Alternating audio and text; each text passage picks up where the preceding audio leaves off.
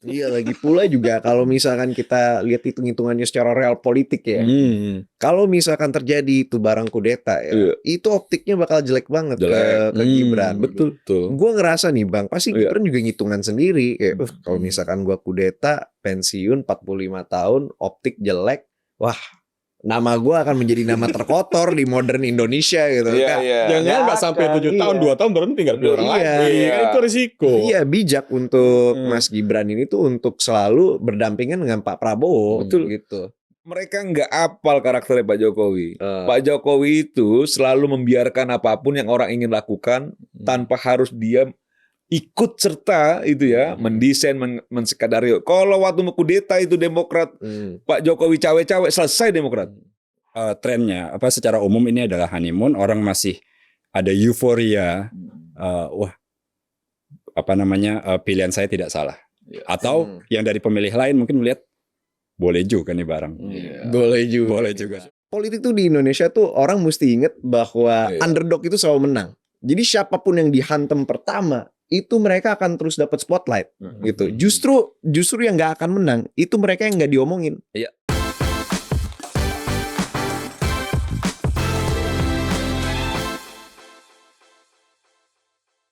Selamat datang di Real Politik. Seperti biasa, di sini kita berbicara tanpa topeng, menelanjangi fakta apa adanya. Di sini kita membaca Indonesia tidak hanya dari sisi idealnya, tapi juga dari sisi realitasnya. Saya Beni Eniatullah dan teman saya, Mr. Buzzer. Halo. Pada episode kali ini, kita akan membahas isu yang sebetulnya tidak baru, tapi tetap relevan, yaitu tentang wacana Prabowo Gibran 2 periode yang waktu lalu disampaikan oleh Pak Jokowi kepada para relawan. Nah, pada saat ini kita melihat hasil survei dari Populi Center yang mungkin kita bisa jadikan tool analitik ya, atau alat analisa untuk mengukur apakah wacana itu realistis atau tidak. Karena memang untuk survei itu bisa kita jadikan alat untuk memprediksi beberapa tahun ke depan. Tidak pasti, tapi setidaknya kita bisa memperkirakan apa yang akan terjadi beberapa tahun ke depan. Dan untuk itu telah hadir manajer riset dari Populi Center, Mas Dimas Ramadan. Iya, Dimas Ramadan ya. Betul. Jadi Populi Center ini sebuah lembaga survei yang kredibel karena menjadi anggota Persepi ya. Persepi. Jadi kalau ada hal-hal terkait metodologi yang tidak benar itu pasti sudah dihakimi oleh Persepi. Betul. Dan ada juga Bang Semar. Nah, ini tokoh kita. Beliau Ketum Rampai Nusantara dan juga pentolan dari relawan Pak Jokowi dan Mas Gibran. Selamat datang, Mas Semar. Terima kasih udah bisa diundang lagi ya. Real Politik. Nah, kalau Dimas ini bagus dia. Selain memang soal akurasi, kredibilitas, namanya Ramadan. Ramadan. Bagaimana kita meragukan orang yang lahir di bulan Ramadan itu bagaimana coba? Tapi sekarang nggak puasa tapi kan? Belum puasa. Cobaan paling aman itu. Karena tidak puasa tapi belum. Iya, ini mirip dengan saya, orang Padang kan? Bapak orang Padang. Bapak orang Padang. Dia Ramadan seinayatullah. Iya. Sebelum ke Mas Dimas, saya ke Bang Semar dulu. Bang, iya bro. Apakah wacana Prabowo Gibran 2 periode itu menurut Bang Semar sesuatu yang masih relevan? Karena ada juga pendapat dari tokoh politik atau ilmuwan politik katakanlah begitu mengatakan bahwa wacana Pak Jokowi untuk mengusung atau menjaga Pak Prabowo Gibran 2 periode itu sebagai bentuk fait accompli. Ada seolah memaksa Pak Prabowo untuk menerima Mas Gibran untuk 2 periode. Nah, menurut Bang Semar gimana itu? Ya, sepengetahuan kita ya, sepengetahuan saya terutama ya, setelah beberapa kali lah berinteraksi dengan Pak Jokowi, dengan Mas Wapres gitu ya, Mas Gibran. Ini sebenarnya bukan wacana, bukan juga fait accompli. Ini kan niat tekad dari Pak Jokowi karena merasa bahwa kombinasi pasangan Pak Prabowo ya dengan Mas Wapres itu sangat ideal. Dan untuk dipertahankan di 2034 nanti itu masih sangat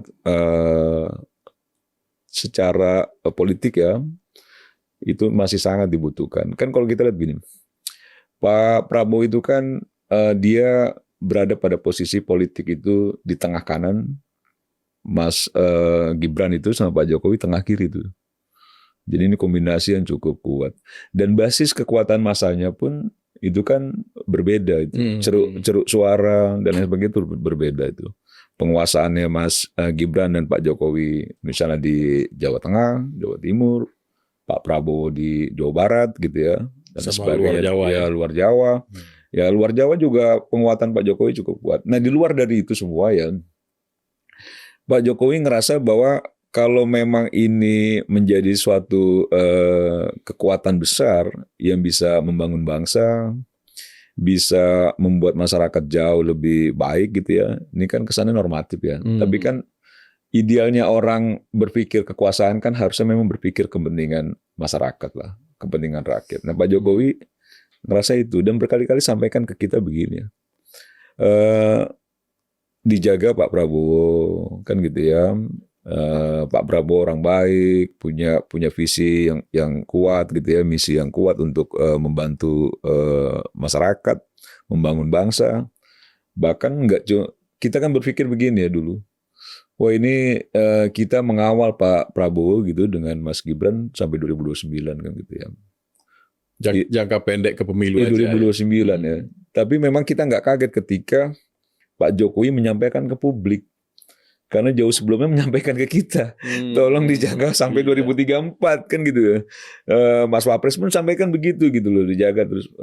Bahkan nggak bicara juga soal pasangan kalau Mas Wapres, jaga Pak Prabowo gitu sampai 2034. Berarti itu penegasan bahwa untuk menghapus keraguan-raguan publik ada juga serangan yang mengatakan wah ini bakal ada kudeta lah. Kan ada juga yang muncul kayak gitu. Artinya Pak Jokowi dan Mas Gibran memang mendukung penuh Pak Prabowo sebagai duit tunggal katakanlah begitu ya. Ya justru itu yang fait accompli.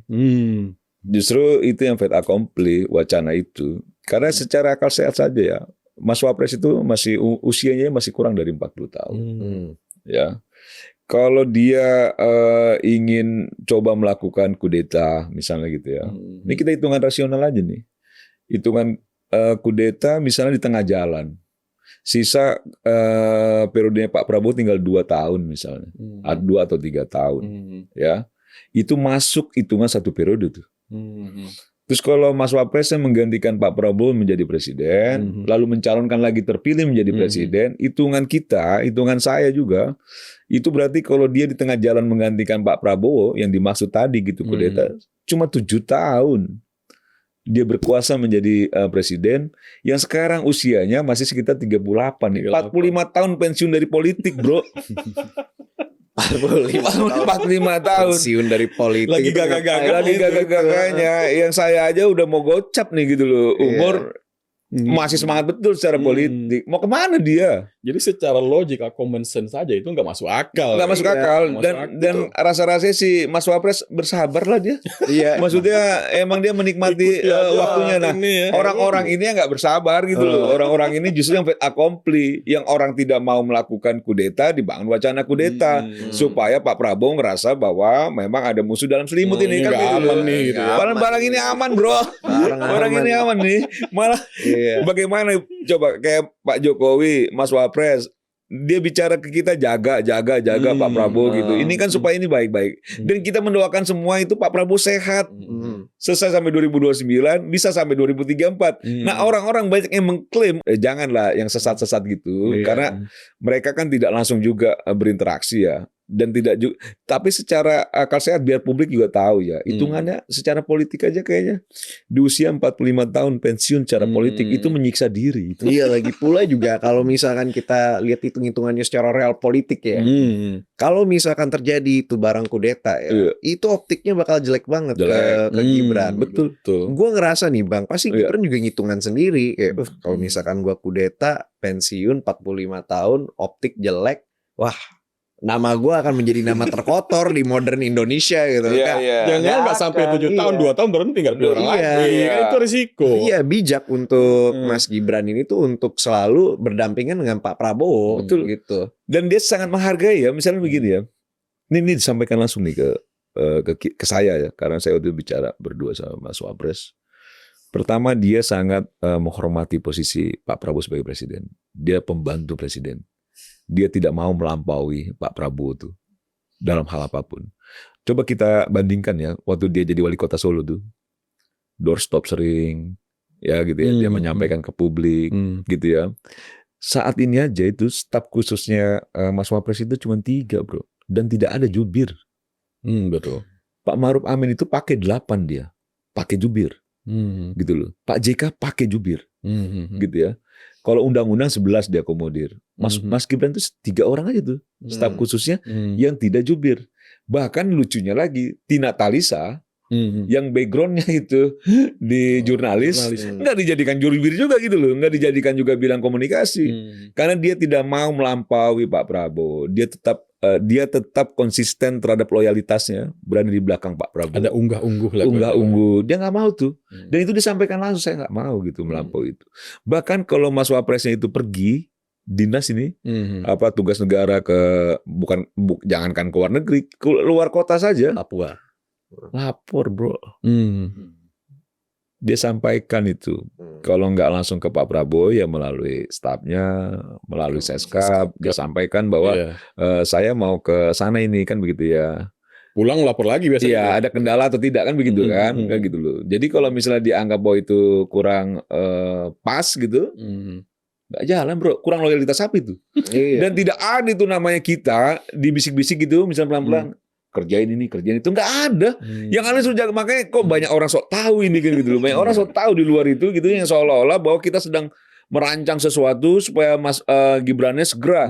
Jangan-jangan orang-orang itu yang mau mengkudeta Pak Prabowo tuh melalui Mas Wapres tuh. Ambisi yang jauh lebih besar dari jauh lebih mereka, besar. ya. Karena kan sekarang itu kita secara hitungan politik ya, kekuatan terbesar pimpinan nasional itu sekarang ada di Mas Gibran. Pak Prabowo sudah senior ya, 74 tahun. Yang lain kan juga pasti pengen ini. AHY pengen. Karena gagal Pastilah. terus. Kan gagal terus kan. Ya gitu loh. Sekarang udah mulai menari-nari kan. Terakhir malah ditinggal pas lagi sayang-sayangnya ya. Iya, Pas lagi sayang menari-nari. Udah gitu nyinggung-nyinggung soal kudeta partainya. Mereka nggak apal karakternya Pak Jokowi. Pak Jokowi itu selalu membiarkan apapun yang orang ingin lakukan tanpa harus dia ikut serta itu ya, mendesain, mensekadari. Kalau waktu kudeta itu Demokrat, Pak Jokowi cawe-cawe, selesai Demokrat. Presiden bro. Habis. Gitu loh, selesai. Sekarang begini ya, sekarang begini aja, orang semua bingung. Kalau bahasanya Romi P3, Pak Jokowi seringkali bermain politik di tepi jurang. Bahasanya Romi ini. Pinggir jurang. Ya. Iya, tepi jurang. Jadi semua kawan dia ada di situ. Ada kawan yang nyemplung karena kebablasan, kan begitu kan? Ada yang selamat, gitu loh. Makanya banyak orang antisipasi. Makanya bahasanya teman-teman politisi ya, ini Pak Jokowi ini begitu punya hitungan yang luar biasa. Contoh kontestasi Pilpres, orang dekat Pak Jokowi itu banyak yang di Mas Ganjar, banyak yang di Pak Prabowo.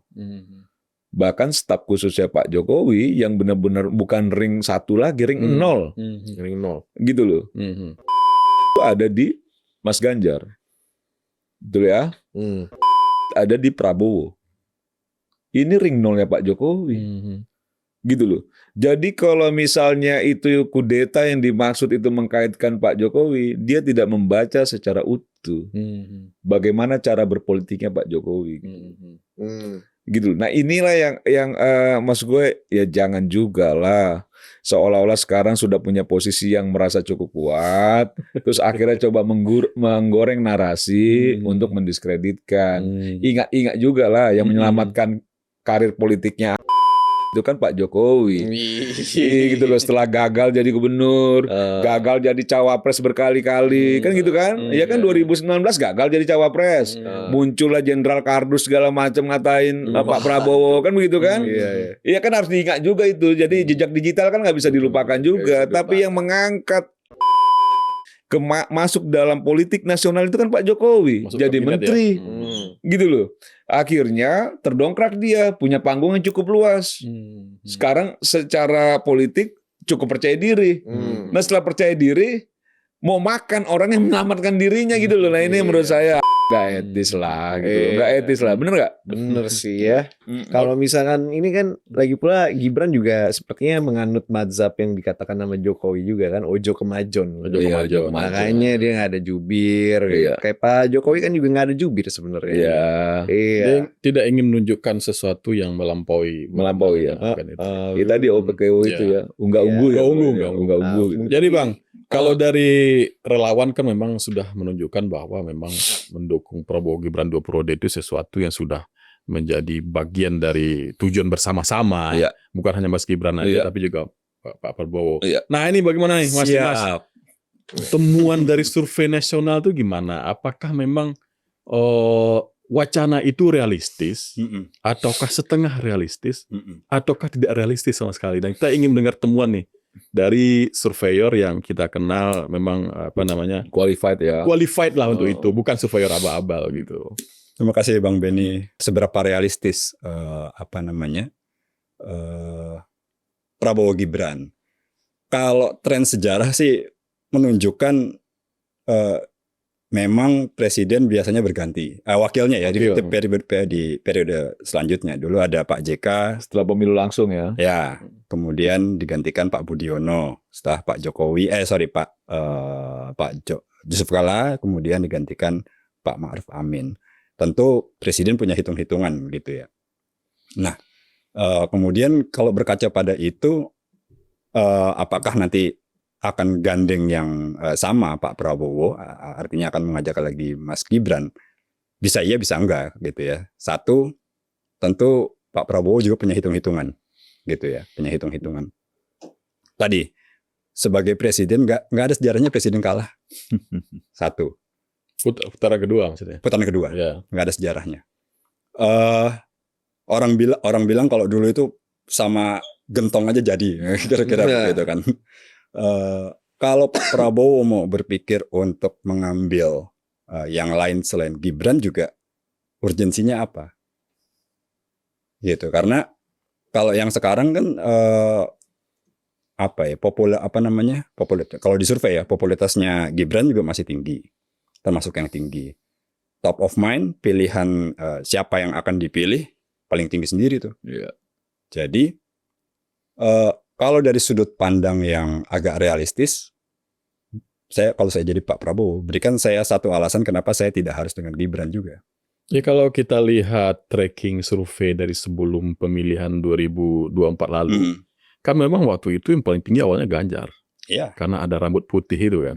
Pak Prabowo masih di bawah, bahkan disalib oleh Mas Anies ketika itu. Nah ketika masuk Gibran, itu langsung melonjak tinggi. Nah itu sebuah fenomena yang tidak dimiliki oleh wapres-wapres sebelumnya. Betul. Ya kan? Betul. Jadi menurut saya sih, apa mungkin selalu ada yang pertama dalam sejarah? Gitu. Apakah mungkin ini sejarah pertama wapres terpilih 2 kali gitu? Kalau saya baca kan di ini kita belum masuk ke sini ke tingkat keyakinan terhadap pasangan Prabowo Gibran dari surveinya Populi itu 81%. 81%, betul. Nah itu kan lumayan tinggi. Tapi yang perlu kita ketahui juga maksudnya tingkat keyakinan itu apa sebetulnya? Kalau secara umum kita kan menurunkan dari instrumen pertanyaan yang banyak dipakai di beberapa negara, cuma dimodifikasi aja. Kalau di beberapa negara misalnya World Value Survey di cross country, seberapa yakin, kira-kira bentuk pertanyaannya gini, seberapa yakin Anda bahwa negara Anda sedang berjalan di arah yang benar? Kira-kira begitu. Kemudian sama kami dimodifikasi, seberapa yakin bahwa ini Presiden Prabowo dan Wapres Gibran membawa Indonesia menjadi lebih baik, menjadi lebih baik. Nah, sebenarnya kalau survei opini publik itu tidak ada ukuran-ukuran yang kita siapkan sebenarnya, karena itu sekedar ini aja, opini, ya, survei opini. Nanti beda lagi tuh kalau nanyanya sama expert, ya, hukumnya gimana Pak? Ekonominya gimana Pak? Baru kemudian disimpulkan, ditarik. 80% yakin gitu kan. Iya, iya. Nah kalau ini survei opini publik yang sebenarnya lebih melibatkan feeling, mood, perasaan publik ketika Artinya publik saat yakin ini. memang pasangan ini akan membuat Indonesia lebih baik gitu ya. Saat ini iya, Saat ini. ada 80% dan ini cukup tinggi gitu ya. Bukan cukup Solid. tinggi, tinggi sekali malah. Berarti Dan itu sentimen ya. ini satu kesatuan ya antara ini kalimatnya yang benar-benar kami tanyakan, wawancara tatap muka gitu. Seberapa yakin Anda Presiden Prabowo dan Wakil Presiden Gibran dapat gitu kan.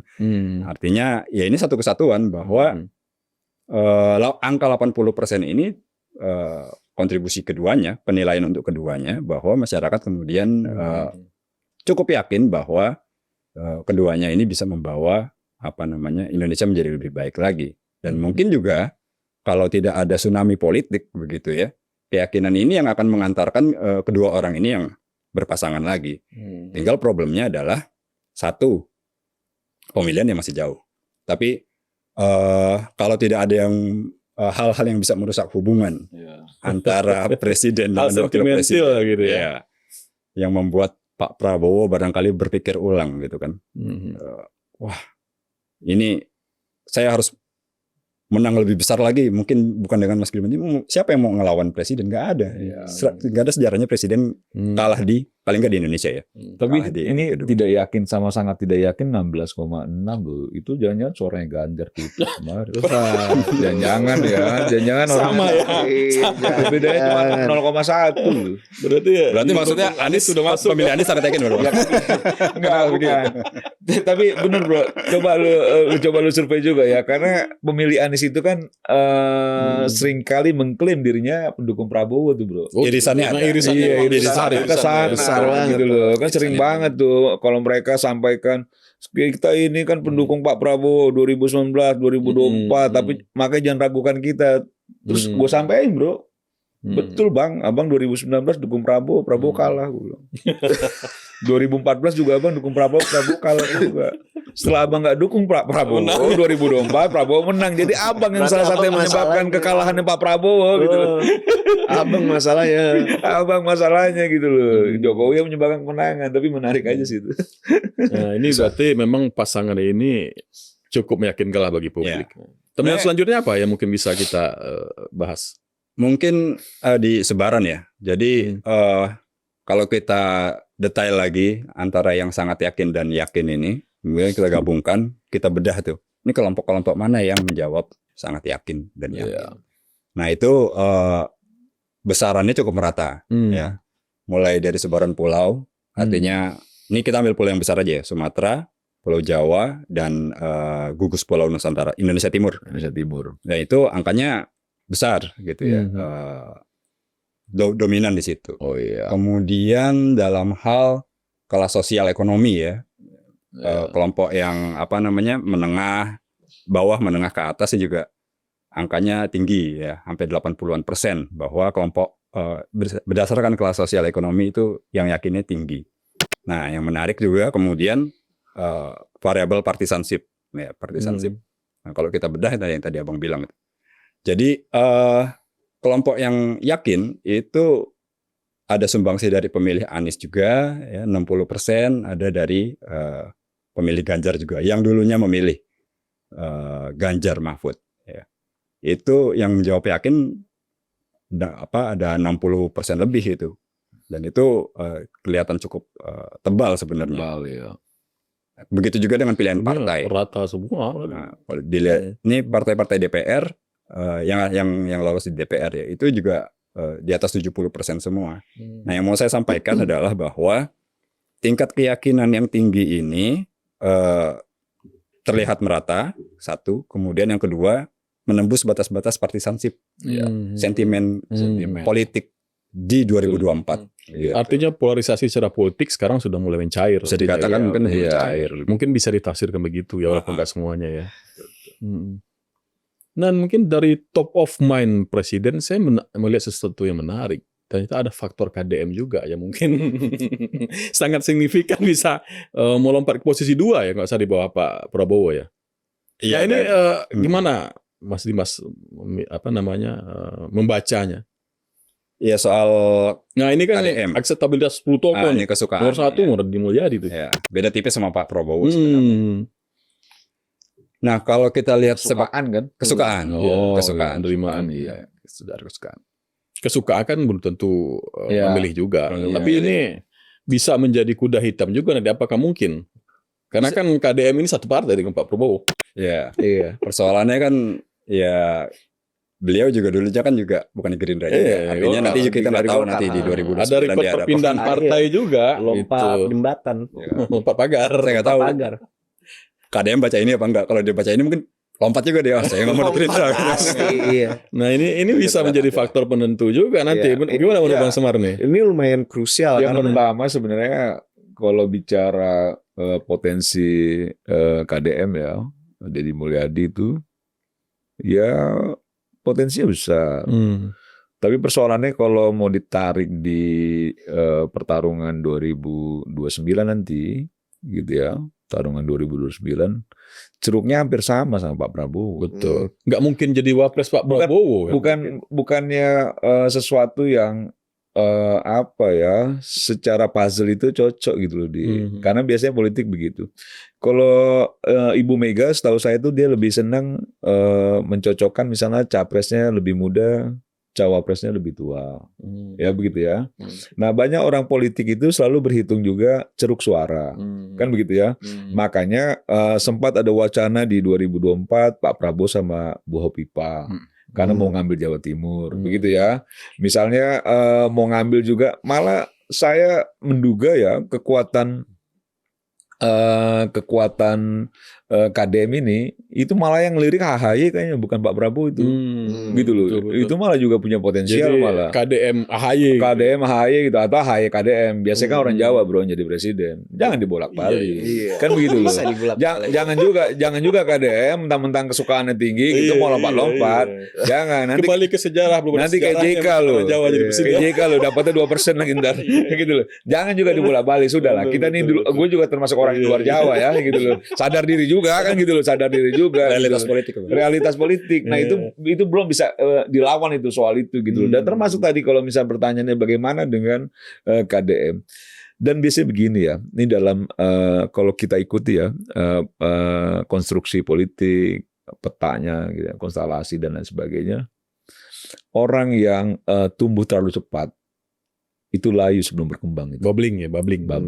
Jadi misalnya Purbaya, KDM, itu bukan sesuatu yang akhirnya menjadi kekuatan besar tuh, malah kerugian besar. Iya. Ketika dia muncul di saat belum sampai 1 tahun kemarin tuh, Presiden Prabowo sama Mas Wapres tiba-tiba KDM leading di publik, disukai oleh publik, bahkan di luar orang Sunda ya, orang Jawa Barat itu apa namanya, Aing. Bapak Aing. Bapak Aing, semua bicara Bapak Aing gitu. Tapi itu sangat primordial sekali. Iya, dan itu malah dalam dunia politik ya, kekuasaan negara ya, itu beresiko tuh. Karena lawan politik punya space waktu untuk antisipasi, kan begitu ya. Aduh bro, ini banyak banget yang udah lama banget disiram-siram Tapi seru mau jadi sekali, cawapres. Seru sekali kalau Gitu. misalnya Prabowo Gibran versus AHY KDM. Atau kalau Pak Prabowo ninggalin Mas Gibran taruh itu ngambil AHY misal, Gibran KDM bisa juga dipasangin kan. Gibran Jadi KDM. hidup lagi barang lu. Atau Gibran AHY. Ada Gibran AHY AHY. gitu. Hidup lagi. Jadi Tapi untuk jadi cawapres Pak Prabowo kan nggak mungkin jeruk makan jeruk sesama di Jawa Barat. Iya, nah itu yang menurut gua memang bukannya nggak mungkin, tapi secara hitungan politiknya kurang cocok. Ya. Kurang cocok Kurang itu masuk lah ya. kurang masuk karena Kurang masuk memang orang. kalau nggak salah di survei ini juga kan ada sebaran soal ceruk ya, soal dukungan suaranya Prabowo, Gibran dan lain sebagainya gitu. Cuman kan memang orang betul nggak kalau dalam survei ya yang dilakukan oleh teman-teman gitu, itu kan yang kenapa masyarakat kita diwawancara gitu dia punya keyakinan terhadap Prabowo Gibran. Itu salah satu dasar ingatan mereka ya, atau pertimbangan mereka itu adalah program. Pak Prabowo dan Mas Gibran misalnya. Misalnya orang bicara soal apa ya? Ini bicara hidup dasar orang itu kan tentang kesehatan, begitu ya, tentang makan, gitu loh, gizi dan lain sebagainya. Nah ini yang menurut gua ya itu kan diunggulkan betul nih sama Pak Prabowo ketika ada makan bergizi gratis, ada kesehatan gratis, ada bantuan sosial. Bantuan sosial ini kan memang untuk orang yang bisa hidup, bisa survive ya, dalam menjalani hidup gitu. Nah ketiga hal ini aja nih. Bro, kalau kita tanya ke masyarakat, emang mereka merasa terbantukan banget yang penting makan mereka dapat kan gitu ya, kesehatan mereka dapat kan gitu ya, tunjangan sosial mereka dapat coba. Dan mereka ingin berlanjut. Ganti rezim bisa jadi sangat rasional. Jadi kalau orang kalau bicara negatif itu pragmatis, tapi rasional gitu loh. Orang emang gue butuhnya itu kan gitu loh. Dan mereka menjawab itu Prabowo Gibran gitu loh. Enggak cuma seolah-olah bahwa mereka cuma sekedar disukai gitu, tapi bahwa ada hal yang memang dirasa langsung gitu loh. Nah, memang kan main atas main bawah nih. Pak Prabowo main atas, Gibran main bawah. Gimana kurang cocok coba gitu? Kan nggak mungkin juga ada gelandang serang dua-duanya misalnya. Masa ada Messi dua-dua di situ kan nggak bagus juga. Harus ada supply juga barang ini kan gitu loh. Jadi dalam hal apapun memang harus kerjasamanya kan menurut gue sih oke lah. Kalau Pak Prabowo misalnya dia dari segi usia sudah sangat senior ya. Jadi pergerakannya kita secara manusiawi kita tahu ya, nggak mungkin lah seenergik anak-anak muda. Lo Gibran bro masih 38. Dia ukuran naik gunung Papua di Jayawijaya aja masih sanggup itu gitu loh, masih sanggup gitu loh. Untuk ngambil suara di Jayawijaya aja masih sanggup, apalagi masih di pinggiran desa atau kota kan. Nah, mungkin kita masuk ke hal yang paling ditunggu-tunggu oleh pemirsa Radio Politik. Apa itu Bang? Gimana elektabilitas cawapres untuk temuan bulan ini? Nah ini nih yang paling menarik nih sebenarnya nih. Karena akseptabilitas itu belum tentu juga membuat itu bisa naik. Kita semua nih di sini tahu bahwa ini adalah tempat medan pertempuran yang asli. Karena elektabilitas ya. Iya. Tapi sebelum ke sana ya, kita bahas yang presiden dulu lah. Boleh. Ya, kan. Ya, masih Pak Prabowo untuk presiden ya. Ada 37,8 itu jauh di atas. Kok bisa Joko Widodo masih masuk 4 besar itu? Top of mind ya ini. Ini top of mind. Jadi pertanyaan yang kita tanyakan tapi tidak kita berikan. Berarti masih ada 8,1% orang mengira Pak Widodo 3 periode. Iya masih ada itu pasti. Baru aja gue pengen ngomong Bang. Cuman gue lagi baca keadaan dulu. Nah baru kita yang wapres ya.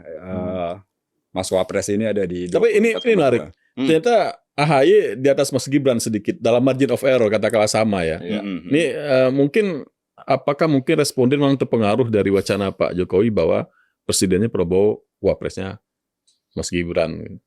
Pengaruh Pak Jokowi di masyarakat yang jelas masih cukup kuat. Tinggi ya. Oke, akseptabilitas tadi masih tinggi. Ya, dilihat dari seberapa suka Anda dengan Pak Jokowi itu masih 80%. Oke, mungkin itu jawabannya. Itu yang membuat bisa 2 kali lipat tuh. 12 ke 24 kan. Ya, ketika ke pertanyaan terbuka ke cawapres, Mas Gibran ternyata meninggalkan yang lain jauh. Ini gimana penjelasannya Mas Dimas?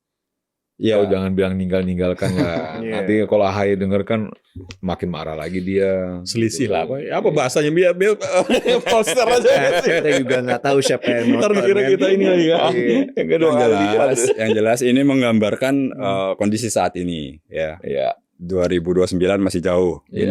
Betul. Masih banyak yang perlu dilakukan oleh masing-masing tokoh di sini untuk bisa merebut pilihan gitu ya. Nah, makanya orang ya kalau survei opini publik itu pada umumnya memang cenderung apa ya, kalau bahasanya orang nggak pengen ganti keadaan itu apa namanya, stabilitas, zona nyaman, status quo gitu ya, karena nanti kalau yang jadi yang lain ntar nggak begini lagi. Status quo tuh gitu kan. kita boomer sama milenial, kok Gen Z taunya zona nyaman. Zona nyaman. Kecenderungannya ialah status quo sebenarnya kalau survei opini publik begitu. Nah baru di belakang itu hitung-hitungan ya, misalnya kalau Mas Gibran ini sudah pasti di belakangnya Pak Jokowi. Sudah Pak pasti. Jokowi ada juga milih 1%. Ada juga ya maksudnya pengen jadi. Masuk juga Pak Masa Jokowi. Pak Jokowi 1% masuk itu mana-mana. masih ada yang wacana Ngelain- Prabowo presiden, Jokowi wapres ya. Nah, ya itu makanya waktu Pak Jokowi bilang jaga sampai ya mungkin orang juga iya benar juga nih. Presiden yang kemarin juga bilangnya begitu. Iya. Mungkin saja itu ada Iya, pengaruhnya iya, iya, gitu iya, ya. iya. Itu memainkan pengaruh. Tapi yang jelas kalau apakah Jokowi berpengaruh atau tidak gitu ya. Dalam hal ini udah kelihatan gitu ya. Ada pengaruh Pak Jokowi di situ. Cuman ini agak menarik ya. AHY itu kan, kok jadi gue suka ngomongin AHY nih ya. Cuman agak menarik dari angka ini loh bro. AHY itu kan anak presiden ke-6. 2 periode loh. Pak SBY yang dulu ya, kita ingat betul lah pemilu langsung secara umum ya, terbuka gitu. Itu kan dimulai dari Pak SBY yang memenangkan pertarungan 2004, 2009. Sampai dulu ya, orang kalau misalnya jadi calon anggota DPD itu, kalau angka nomor urutnya sama dengan nomor partainya Demokrat, kepilih bro. Betul, Sampai betul. bingung-bingung. Ada Saking kasusnya dulu. dahsyatnya, luar biasanya. Sampai kelebihan tuh anggota-anggota dewan di daerah-daerah segala macam. Itu satu hal ya. Nah yang kita tarik harusnya memang dengan sedahsyatnya itu Pak SBY ya. Dari segi kesukaan, elektabilitas dan sebagainya. Harusnya kan turun ke anaknya kan jauh lebih bisa ngambil banyak ceruk ya. Suara gitu ya. Untuk jadi presiden segala macam. Tapi di angka ini AHY itu cuma 2,8 loh. Kalau untuk bicara soal presiden, calon presiden. Dia lebih tinggi di calon wakil presiden. 12,1%. Jadi kan kalau secara hitungan politik ya, mungkin publik masih melihat bahwa AHY itu baru layaknya di levelingnya Wapres. Belum masuk dalam konstruksi pemenangan dalam presiden. Iya. Sama Deddy Mulyadi jauh bro. Jauh. Gitu loh, jauh 16,5. Sebaliknya Deddy lebih turun ya, walaupun tidak sedahsyat AHY ini di angka ini ya. Deddy tetap disukai juga. 3 besar dia masuk di cawapresnya. Kan begitu ya. Nah ini kan menarik ya. Menariknya begini gitu. Tokoh yang berlatar belakang Jawa gitu ya. Yang dianggap bahwa secara akademiknya juga kuat. AHY. Walaupun setengah adalah militernya. Kan begitu ya. Yang harusnya memang itu modal-modal ya. Dan kita lihatlah dari segi membangun narasi, melakukan orasi, itu kan tutur katanya kan diatur betul dan kita dengar dulu memang dia belajar ya untuk yang itu akhirnya banyak kali orang melihat bahwa ini kok nggak alami ya. Nah bicara soal angka ini, ya memang agak masuk akal kalau angka ini dijadikan dasar pertarungan politik sekarang ini gitu. Sangat masuk akal bahwa ternyata memang cocoknya itu dia cawapres. Tapi ada sejarahnya juga Gitu. AHY ini nggak bisa kita lupakan, Bang Semar. Apa itu? Beliau belum pernah terpilih di elected office, terpilih secara langsung oleh rakyat itu belum pernah. Ya. Bahkan ada sejarah pahit juga di Iya. Pilkada DKI, beliau kalah kan? Kalah. Nomor 3 Nomor suaranya 3. di bawah. Kalau dilihat dari Anies. nama-nama ini yang di atasnya, ya itu ya memang betul yang dibilang Bang Anies Benny. Baswedan. Iya. Deddy sudah pernah menang, Pak Anies sudah pernah menang, Jokowi Gibran udah pernah lah. katanya, Jokowi Gibran udah pernah. Gibran udah 2 kali. AHY belum pernah. AHY belum pernah sama sekali. Pak Jokowi aja kasih ya? Iya enggak maksudnya kan Tapi itu bukan elected office, Bang. iya maksudnya karena dikasih Pak Jokowi akhirnya dia punya panggung politik gitu loh maksudnya gitu loh. Untuk merebut panggung politik agak susah. Iya, ini ya. jadi mungkin ada juga orang yang meragukan mungkin ya kalau Iya. pernah kalah itu kan sesuatu yang diukur orang juga kan. Ya kalau gitu sih saran kita ya baik-baik aja lah ya, nggak usah genit-genit lah gitu. Nggak usah genit-genit gitu loh, baik-baik aja lah, sabar aja gitu loh, sabar. Mungkin momentumnya nanti dapat gitu loh, atau ikut lagi Pilkada DKI. Iya.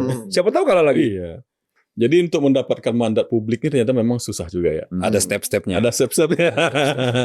Harus menang dulu di level ini, Iya. level wilayah. Iya. Tapi di sini yang gue pengen bilang sih Bang, ini adalah ini Gambaran. address elephant in the room, In the- gajah di dalam ruangan Iya. gitu. Bahwa pertarungan sebenarnya di 2029 itu bukan di capresnya tapi di cawapresnya. Ya. Gitu. Itu sudah kita lihat nih kalau beranjak dari survei ini ya. Prabowo Subianto 37,8. Deddy Mulyadi dikit kemungkinan untuk dia mencoba ngesuplan Prabowo karena satu partai Ya. gitu. Dan ceruknya juga sama juga kan. Betul itu. Nah, tapi kalau misalkan kita lihat di cawapresnya, marginnya itu mirip. Gibran sama AHY itu tuh nggak Disparitasnya jauh-jauh. jauh ya. Disparitasnya jauh di capres. Tapi disparitasnya di wapres itu lebih Ketat. kecil. Ya. Gitu. Sebenarnya sama sih, 100% tuh.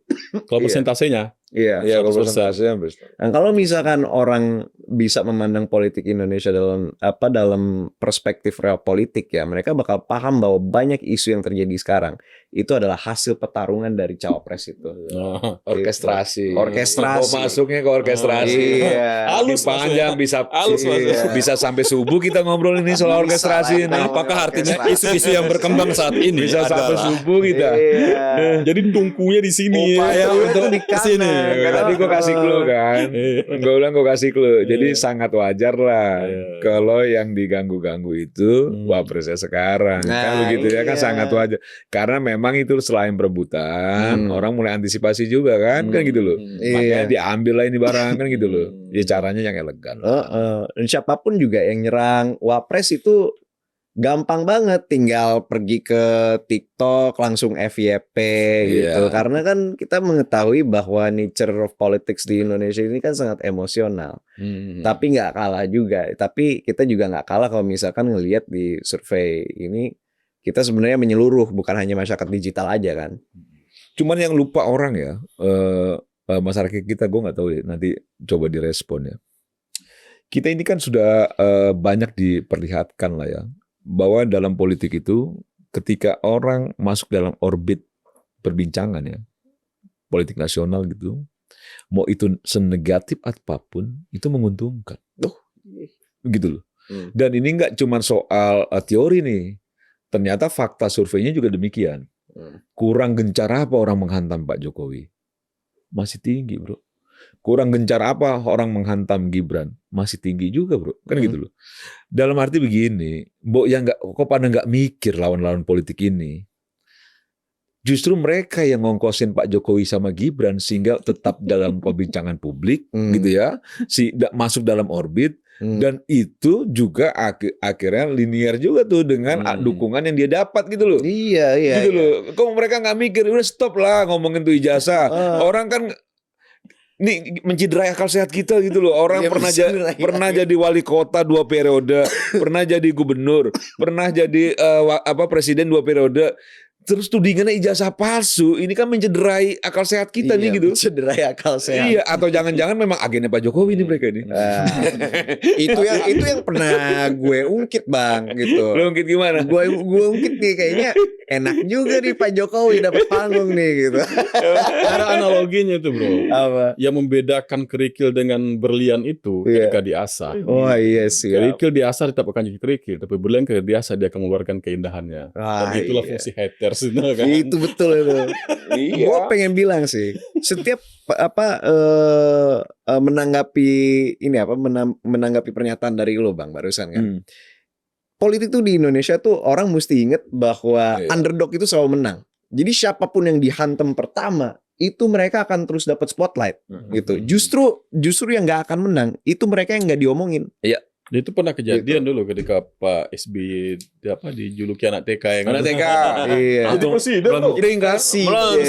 Kan gitu loh. Langsung.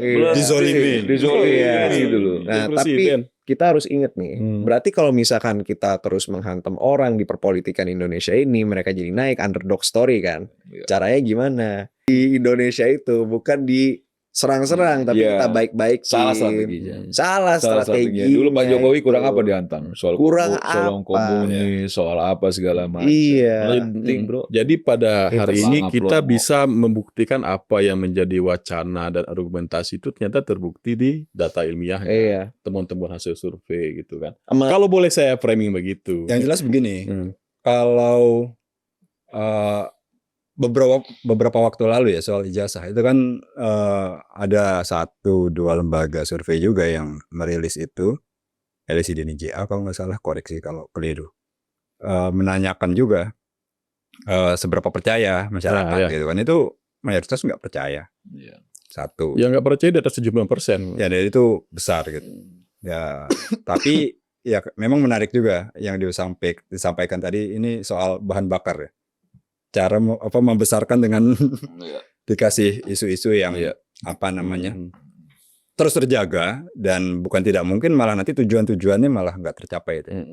Mau mendongkel katakanlah ya Mas Wapres gitu, malah jadi tambah besar. Gimana Mas Albazar? Ada masih yang ingin disampaikan nggak? Atau nggak kita minta closing statement dari dua narasumber? Apa ini nih bro, soal IMIP misalnya? Ini Ya kan orang mau selesai ijazah IMIP diarahinnya ke Pak Jokowi, mudah juga dipatahkan gitu. Maksudnya memang ini orang membawa berkah untuk banyak orang. Pak Jokowi ini. Selembar ijazah aja itu mendatangkan rezeki banyak orang. Bagi ibu-ibu dan bapak-bapak di TikTok tuh, Mendatangkan rezeki Kalau banyak bukan orang karena selembar ijazah Pak iya, Jokowi saya belum itu. tentu bisa satu meja dengan Bang Sema. kalau Ya kagak- mungkin pikirannya Pak Jokowi gini ya, Pak Jokowi kenapa sih nggak diselesaikan aja? Nggak apa-apa itu bawa berkah banyak orang. Gitu kali Pak Jokowi gitu, biarin aja kan. iya gitu. biarin aja. Biarin aja Itu dulu. adalah nilai Lawyer segala macam mulai Zaman bermain. TVRI gitu. dulu tuh ada namanya judul sinetron tuh Sengsara Membawa Nikmat. Secara mau nikmat banyak orang. belum lahir gue itu. Belum lahir ya? Belum lahir. Gue sama Bang Semar aja. Gue juga jauh itu lahir. TV hitam putih tuh. Iya. Asal jangan ngomongin tersanjung aja lu. Nggak susah. Ya, jadi gimana Bang Semar, apakah dengan hasil survei ini membuktikan bahwa memang apa yang diwacanakan Pak Jokowi itu realistis atau enggak menurut Bang Semar? Ya sangat realistis ya. Ini kan begini ya, apa yang disampaikan Pak Jokowi itu akhirnya diperkuat dengan hasil survei. Hasil survei ini kan nggak populi aja ya. Banyak hasil survei dari lembaga-lembaga survei yang qualified ya, yang kita percaya gitu, itu hasilnya bersama. Berarti apa yang disampaikan Pak Jokowi bahwa mendukung Pak Prabowo sama Mas Gibran sampai 2034 itu diperkuat dengan kekuatan politiknya, dukungan masyarakat, dukungan rakyat. Berarti apa yang disampaikan Pak Jokowi kalau diwacanakan bahwa itu fait accompli, bahwa itu diwacanakan udah mulai membangun ya batasan kekuasaan sampai 2034, bukan soal itu. Bahwa ternyata memang publik pun itu seirama dengan Pak Jokowi, masih membutuhkan Pak Prabowo, Mas Wapres, agar misalnya tunjangan sosialnya makin perkuat lagi, makanan bergizinya makin juga diperkuat lagi, kesehatan gratisnya juga makin, karena itulah sebenarnya hakikat orang hidup itu. Betul. Itu kan itu yang dibutuhkan, sehat, bisa makan, bisa survive dalam hidup. Nah ini semua dipenuhi oleh Pak Prabowo yang sampai sekarang ini 1 tahun lebih sedikit ya memperjuangkan itu. Kau bayangkan aja, TNI Polri itu membantu soal ketahanan pangan, buka jagung di mana-mana bro, lahan Udah sejak jagung Jokowi dan lain dia. sebagainya, iya gitu loh, bukan di mana-mana. Terus orang berpikir ini ngapain ini polisi-polisi tentara pada main di tanah itu jagung. Mereka nggak berpikir juga, selain perintah presiden, kalau sipil melakukan itu sekuat apa kita ini kan gitu loh. Kan orang-orang yang memang sudah terlatih secara fisik sehingga membuka lahan yang semak belukar kuat segala macam. Nah ini menurut saya ya, Pak Prabowo itu punya satu tujuan yang jelas, yang lebih real. Jadi bukan politik aja yang real nih, tapi memang tujuan Prabowo dan Gibran itu real untuk bangsa dan negara dan untuk masyarakat luas. Dan gue meyakini ya, insya Allah Pak Prabowo sehat, Mas Wapres juga sehat. Selesai 2029 tarung lagi. Mudah-mudahan ini pasangannya tetap bisa kita jaga dengan baik sampai 2034. Kalau Mas Wapres tidak ada niatan secuil pun gitu ya untuk melakukan kudeta, untuk melakukan ambil tengah jalan dan lain sebagainya, itu wacana-wacana orang sesat yang sesungguhnya memang ingin memojokkan, mendiskreditkan Pak Prabowo maupun Mas Gibran, fait accompli. Nah, menurut gua kita lihat nanti, dan secara real politik gue meyakini bahwa ini akan menjadi realitas politik. Jadi ini barang ya. Jadi ini barang. Nah, gimana dari sudut polser nih, kan agak lebih netral dikit. Iya. Oke, mungkin yang jelas ini tadi kan tingkat keyakinan tinggi ya. Kadang dalam survei opini publik juga ini angkanya didapat dari bukan cuma soal bagaimana pengalaman dia melihat kinerja, kemudian program segala macam, ada mungkin kontribusi di situ. Tapi di 1 tahun pertama biasanya itu lebih besar dalam yang mendominasi itu ekspektasi, Bang. Ekspektasi. Jadi mungkin saja sebenarnya kondisinya tidak terlalu baik-baik saja, tapi harapan masyarakat kepada presiden keyakinannya itu tinggi. Nah, gap ini yang kemudian perlu diperbaiki. Kalau dalam yang kami rilis itu kan ada beberapa persoalan yang patut untuk dijadikan perhatian. Satu, lapangan pekerjaan yang utama gitu ya. Kemudian pemberantasan korupsi dan lain sebagainya. Nah, yang hal-hal seperti ini yang kemudian harus dijadikan perhatian supaya nanti kita lihat 2 tahun masih 80% kan ya. Karena kecenderungannya di mana-mana orang bilang nih honeymoon, Bang. Iya. Setahun itu masih honeymoon ya. Setahun itu masih honeymoon. Walaupun ini ya tinggi banget kalau 80%, tapi trennya secara umum ini adalah honeymoon, orang masih ada euforia. Pilihan saya tidak salah. Atau yang dari pemilih lain mungkin melihat boleh juga nih barang. Boleh juga. Semua kemungkinan masih bisa terjadi. Tapi ini masih bisa turun, bisa naik, tergantung bagaimana pemerintah mengelola yang tadi ya, salah satunya yang disebut soal misalnya layanan dasar gitu ya. Dan jangan 90% itu, Bro. Rekor udah itu. Ya, sebagai masyarakat Indonesia saya cuma bisa mengatakan amin gitu ya. Semoga kita tentu berharap baiklah terhadap kemajuan negara ini. Di luar itu, kalau itu bisa bisa di maintain harapan-harapan publik ini, yang namanya 2029 itu, ya itu orang bilang kan usaha nggak mengkhianati hasil. Gitu. Kira-kira begitulah ya. Yang namanya elektabilitas itu kan datang dengan sendirinya. Gitu. Kalau yang begini-begini ini menjadi perhatian. Oke. Mr. Buzzer, karena tadi saya udah buka, tentu tukaran posisi kita untuk penutup ya. Iya.